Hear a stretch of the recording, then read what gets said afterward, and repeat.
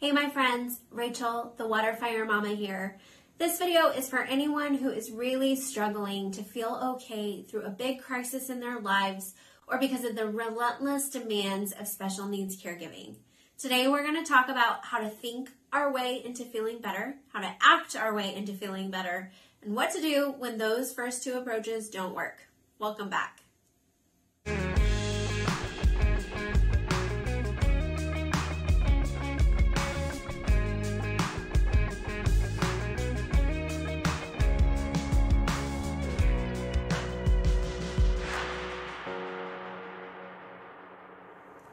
First, it's important to understand that our thoughts, emotions, and behaviors aren't linear. They're all connected and impact each other. If we change one, the others will change somewhat as well. We'll go deeper into how all that works in a later video, but for now, I want to talk about changing what we can control, our thoughts and behaviors, so that we can influence what is harder to control, our emotions. When we're in crisis mode, it can be hard to imagine that things will ever get easier. We feel exhausted, drained, discouraged, maybe angry, and a lot of other things.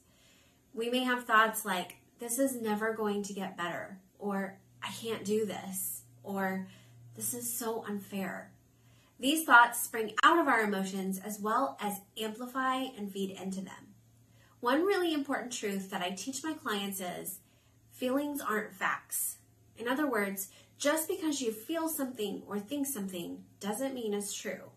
Just because you feel like you can't do this doesn't mean that you're not capable or that God won't equip you for the road ahead. He will. So one way that we can leverage our thoughts into feeling better is to recognize that our feelings and thoughts don't define us. I used to be held captive by my emotions a lot. I would feel anxious or depressed or both for days or even weeks because I didn't know how to get out of that space. What really shifted things for me was learning how to detach a bit from my feelings and thoughts. I am not depressed. I'm experiencing a depressed mood. I am not overwhelmed. I'm having the thought that things are really hard to handle right now. This is called externalizing the problem. Here's the kicker. When I am able to separate my thoughts and feelings from who I am, I'm able to recognize that they are not eternal.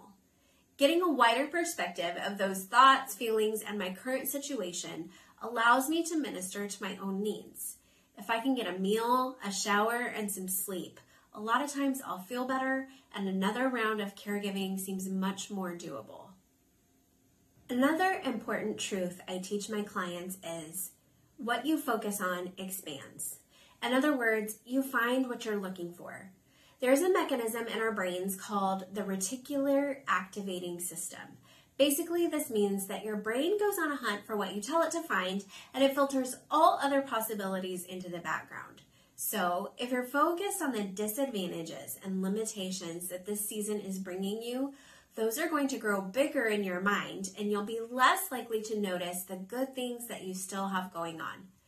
After a long day of responding to the physical, emotional, and sensory demands of a child with special needs and hearing "Mom" for the billionth time, I can start to feel beat up and pretty sorry for myself. It never feels good in the moment, but my husband has a way of reminding me that at least our son can say "Mom," and he's not in ICU on life support right now. Shifting my perspective to how far he's come and how far we've come as a family shifts my thoughts away from why me to recognize the gifts that are right in front of me that I've been taking for granted. Sometimes, even when you externalize your problematic thoughts and feelings and you focus on being grateful for the good things you've got going on, you don't feel better. A lot of times you can't think or will or pray yourself into feeling better. You have to mindfully act your way into feeling better. There is a dialectical behavioral therapy skill called opposite to emotion that teaches us that we can improve our mood by acting in the opposite way we feel. Just because you feel tired doesn't mean you have to act tired. We may not feel like exercising, taking a shower, eating something healthy, going to bed on time, or speaking kindly.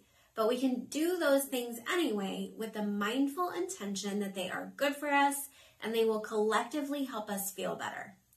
I have a playlist on Pandora I named Dance You're Happy that I play when I'm not feeling happy, but I need to listen to something that's opposite of the feeling of anxious, angry, or down. I'll leave the link for you to check it out in the description. Inevitably, this playlist gets me moving and singing along, and I can't help but feel a little better. Some other things you might do that fit this strategy are dress up and get out of the house when you feel like hibernating. Write a thank you note or note of encouragement to someone else going through a hard time.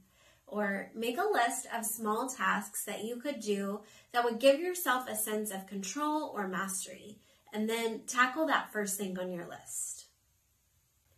Sometimes, even when you understand these next level strategies for self-care, they can't make a dent in the way you feel because you can't muster enough energy to think the thoughts or do the things.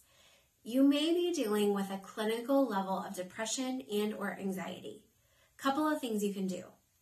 1, find a minister or pastor or someone who has gone through something similar and swap stories. A lot of pressure can be relieved by having someone listen to you spill your guts without judgment. Try to find a person who's ahead of you on the journey so you can benefit from their wisdom and lessons they've already learned. They can tell you that you're not crazy or a bad person for feeling the way you do. 2, get godly counsel from a therapist. They can tailor interventions to your specific situation and help you learn tried and true coping techniques.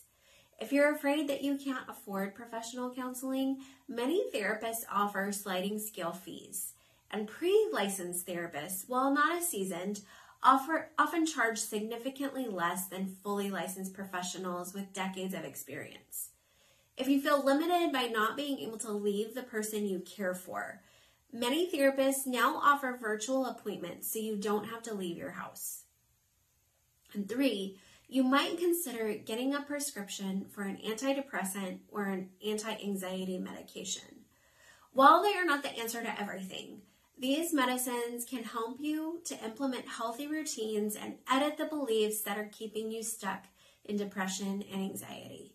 In other words, they can open up this space for you to start to think healthier thoughts and do healthier things so you can start to feel better. I know that you feel like you're facing a mountain you may not even want to climb.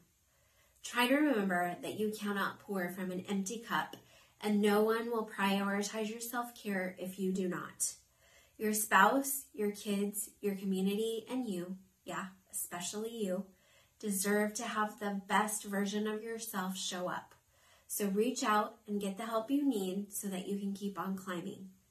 In my next video, we'll start a series for the couples who are parents of special needs children. I'm going to give you all my tips for not only surviving, but thriving in your marriage. So make sure you subscribe to the Waterfire Mama channel so you don't miss a single video. While you're here, check out the link to get my free guide for caring for yourself in crisis in the description. Just fill out the contact form to get that sent to your inbox. Remember, Waterfire Walkers, you may not feel like you can take one more step on this hard journey, but our God goes before us and is our rear guard. He's going to carry us through these tough days. He's got you, and I'm here to help. I'll see you next time.